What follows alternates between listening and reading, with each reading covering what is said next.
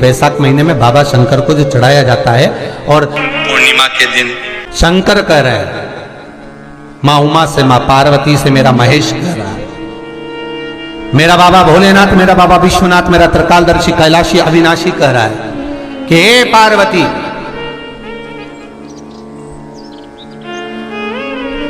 एक बीला, एक बेल जो मुझे समर्पित करता है, और समर्पित करने के बाद उस बेल की महत्वता देखिए, जो बैसाख महीने में बाबा शंकर को जो चढ़ाया जाता है और 1000 अश्वमेध यज्ञ का पुण्य फल हम प्राप्त कर लेते, मात्र एक फल चढ़ाकर, मात्र एक फल चढ़ाकर। हे पार्वती, संसार का मनुष्य जब मुझे वो बेलपत्र समर्पित कर, वो बेल का फल समर्पित करता है, पार्वती वो फल जो मुझे चढ़ता है, फिर मैं भले नर्मदा के जल से निकला हुआ कंकर शंकर क्यों ना हूं, फिर चाहे मैं गंगा के जल से निकला हुआ कंकर शंकर क्यों ना हूं, चाहे फिर मैं यमुना के जल से निकला हुआ कंकर शंकर क्यों ना हूं, चाहे मैं सरयू के जल से निकला हुआ कंकर शंकर क्यों ना हूं, चाहे मंदाकिनी के जल से निकला हुआ कंकर शंकर क्यों ना हूं, ए पार्वती, फिर जो भी शिवलिंग पर वो बेल समर्पित होता है, वो बेल उठाकर जीव अपने कार्य में ले सकता है। ये माँ उमा से कह रहा है। तो उस बेल की महत्वता जानेंगे। अब अपन उस बेल को जानने के लिए वापिस स्कंद पुराण में चले, तो स्कंद पुराण में लिखा हुआ है कि जो बेल बैसाख के महीने में शंकर को चढ़ाया जाता है, वो बेल का फल उठाकर रख लिया जाता है।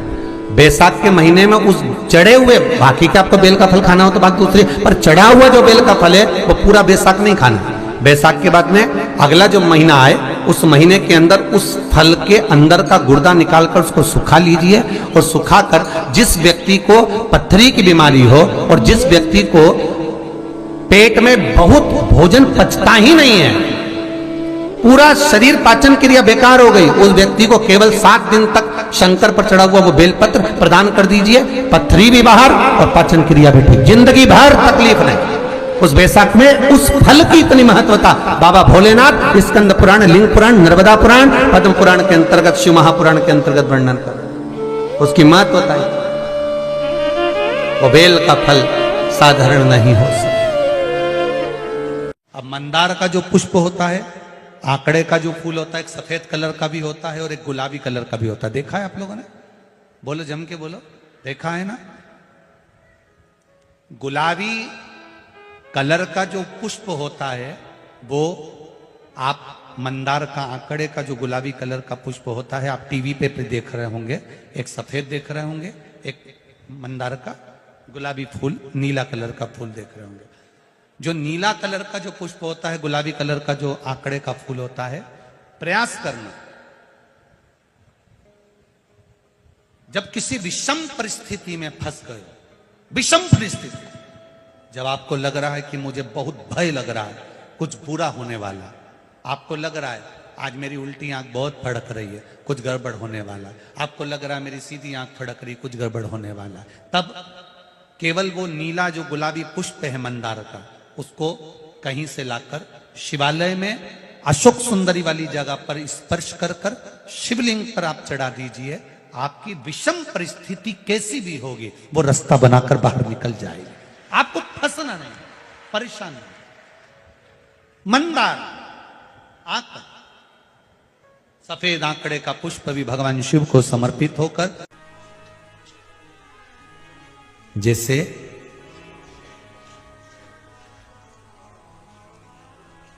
बेले के फल का गुर्दा, बेल का जो फल होता है, बेलपत्री का फल, उसका जैसे गुर्दा, उसके अंदर का जो भाग होता है बेल का, वो गुर्दा,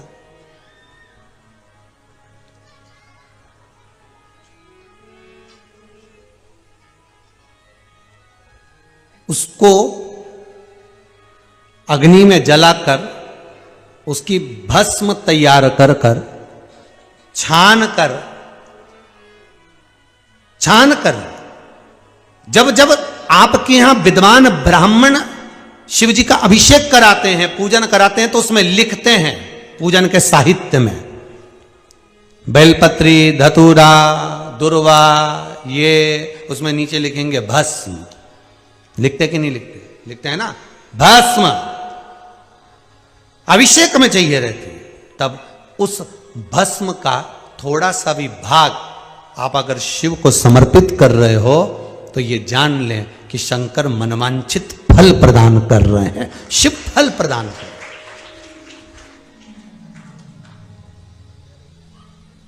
महाराज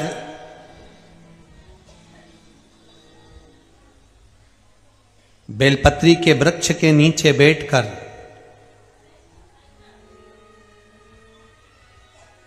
हाथ में एक बेलपत्र का पत्ता रखकर आप पंचाक्षर मंत्र नमः शिवाय, ओम नमः शिवाय या श्री शिवाय नमस्तुभ्यम या महामृत्युंजय मंत्र का स्मरण कर रहे हो, पर डंडी का भाग अपनी ओर, बेलपत्र की बीच वाली पत्ती का भाग बीच वाली उंगली की ओर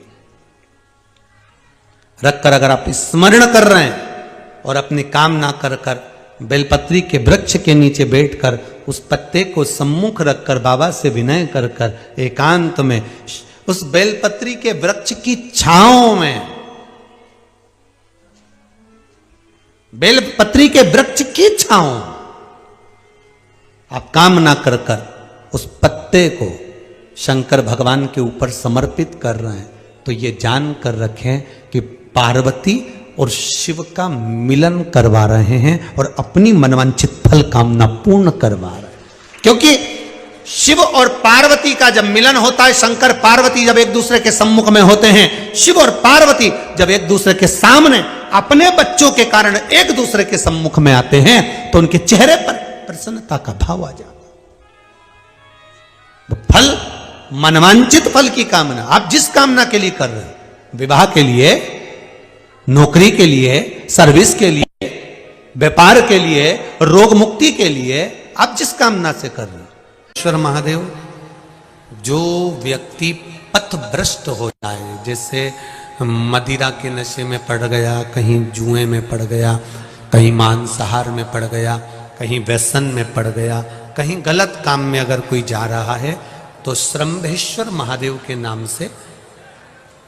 काली तिल भगवान शिव को समर्पित करी जाती है। महाराज काली तिल को वापस उठाकर ले आते हैं, उसी काली तिल को जो मदिरा का नशा करने वाला होता है या जो गलत व्यसन में डूबा हुआ होता है, उसको वो सुबह के समय अगर नहीं खाता तो भोजन के साथ उसको दिया जाए।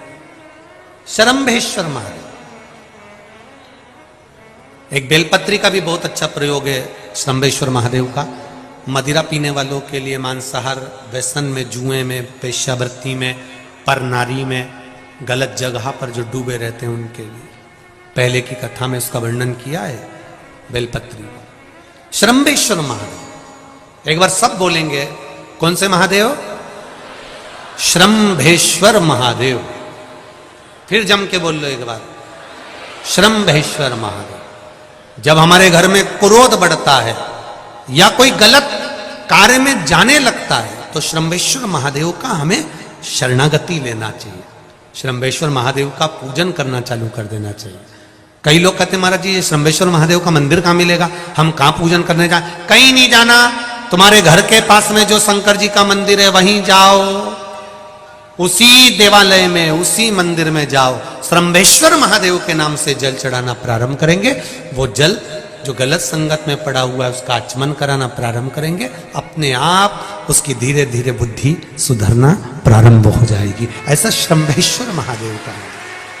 1000 अश्वमेध यज्ञ का पुण्य फल हम प्राप्त कर लेते हैं। मंदार और शमी ने, दोनों ने मिलकर भगवान शिव की आराधना करी और देवादिदेव महादेव ने वर दे दिया, सुनो शमी और सुनो मंदार, यदि कोई भूल से भी आपकी पत्ती, आपका पुष्प मुझे समर्पित कर देगा, सुनो मंदार, सुनो शमी, अगर कोई भूल से भी आपकी पत्ती, आपका पुष्प मुझे समर्पित कर देगा,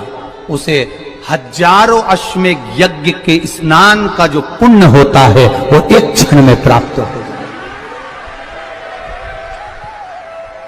हजारों अश्वमेध यज्ञ का पुण्य,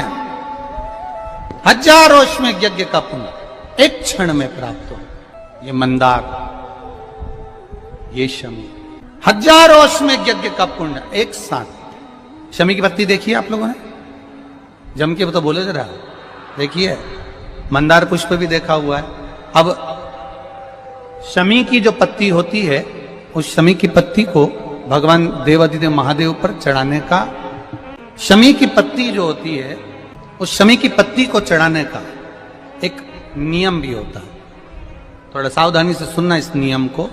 जो आपके जीवन को सार्थक बना सकता है। शमी की पत्ती को चढ़ाने का एक नियम है, बड़ा सुंदर नियम, आपके जीवन में उतारने लगा। महाराज, जब सारा श्रृंगार मेरे देवाधिदेव महादेव का हो जाए, बहुत ध्यान से सुनना, ये प्रसंग आया नहीं पहले, आज अगर कुबेरेश्वर बाबा की पावन धरा पर यह प्रसंग निकला है तो उसको ध्यान से सुनिए। पत्ती, शमी की जो पत्ती होती है, उस शमी की पत्ती को कब, कैसे और कहां चढ़ाना चाहिए, और शमी की पत्ती का फल क्या होता है, वो भी अपन समझ लें उसको। शमी की पत्ती, संपूर्ण स्नान भगवान का हो जाए, संपूर्ण स्नान। आप समझें उसको, जैसे ये शिवलिंग है, जलाधारी, जल निकल कर जाने का स्थान, गणेश, कार्तिकेय, अशोक सुंदरी, जलाधारी मतलब माता पार्वती जी का हस्त कमल, शिवलिंग, शिव का स्वरूप, ऊपर जो जलाधारी लगी है उसमें से एक एक बूंद जो पानी नीचे गिर रहा है, जो पानी नीचे गिर रहा है, शिव जी की बेटियां जया, विषहरा, शामली बारी, दौतली, देव, शिव जी की पुत्री बेटियां। जब देवाधिदेव महादेव को शमी का पत्ता चढ़ाया जाता है, कब चढ़ाते हैं? जब आपने संपूर्ण जलाधारी को हाथ से साफ कर दिया हो, शिवलिंग पर जल चढ़ा दिया हो, शिवलिंग का पूरा श्रृंगार आपने कर दिया हो, संपूर्ण श्रृंगार मेरे देवाधिदेव महादेव का हो गया, संपूर्ण श्रृंगार। बाबा को चंदन का लेपन, अबीर, गुलाल, अक्षत, बेलपत्र, धतूरा, जो भी तुम्हें चढ़ाना है सब कुछ तुमने चढ़ा दिया, सारा श्रृंगार मेरे देवाधिदेव महादेव का हो गया। तब शमी की पत्ती को मां जगतजननी की जो जलाधारी है उस पर मात्र स्पर्श कराकर शिव के शिवलिंग पर आखिरी में समर्पित कर देना चाहिए, जिससे हमारी मन की जो कामना है वह मां जगतजननी देवाधिदेव महादेव से उनके कानों में श्रवण कर। शमी पत्र का एक बात और स्मरण में रहे, शमी पत्र की बहुत एक बात और अपने स्मरण में लीजिएगा। शमी पत्र की जैसे शिवलिंग, जलाधारी और स्थान, जब बहुत ज्यादा मात्रा में दरिद्रता होती है, बहुत ज्यादा मात्रा में बहुत कष्टमय जीवन, जब तुम्हारी चित्त वृत्ति में आए, जब तुम्हारे मन में आए, धन भी नहीं है, पैसा भी नहीं है, बहुत दरिद्रता का जीवन है, बहुत दुखी जीवन, तब बेलपत्र और शमी पत्र का प्रयोग जरूर करके देखना। प्रैक्टिकल करने में कुछ नहीं जाता, प्रैक्टिकल करने में क्या जाता है, करके देखना। उस समय पर वो कहते हैं ना कि कोई कहने वाला कह दे कि महाराज जी, वो एक महाराज प्रवचन दे रहे थे और प्रवचन में देते देते देते देते किसी ने, महाराज जी प्रवचन दे रहे थे कि मदिरा का पान नहीं करना चाहिए, नहीं पीना चाहिए, गलत है, नाली में पड़ा होता है, व्यसन में पड़ा होता है, ऐसा पान ना करो। एक महाराज का पेचेन वाला खड़ा हो गया, उसने खड़े होकर कह दिया, ओ महाराज तुम इतनी बड़ी बड़ी बात कर रहे हो, तुम्हारा सगा भाई तो पी के नाली में पड़ा, गटर में पड़ा। महाराज जी को क्रोध नहीं आया, समझ थी। महाराज जी ने कहा, भैया देख, मैं भी प्रवचन दे रहा हूं, मेरा भाई भी प्रवचन दे रहा है, मैं मुंह से समझा रहा हूं कि पीकर लोग नाली में गिरते हैं, गटर में गिरते हैं, मेरा भाई प्रैक्टिकल करके दिखा रहा है कि मत पिया। प्रैक्टिकल वाली बात है। शमी पत्र, बेलपत्र का एक बार जीवन में प्रैक्टिकल कर देखना, प्रैक्टिकल करना। जैसे आपको कहा कि आपका विश्वास अगर पक्का है, भरोसा अगर दृढ़ है, और शंकर के प्रति अगर आपका विश्वास पक्का है, वैशाख महीने में बाबा शंकर को जो चढ़ाया जाता है, और पूर्णिमा के दिन शंकर कह रहे हैं, मां उमा से, मां पार्वती से मेरा महेश कह रहा है, मेरा बाबा भोलेनाथ, मेरा बाबा विश्वनाथ, मेरा त्रिकालदर्शी कैलाशी अविनाशी कह रहा है कि हे पार्वती,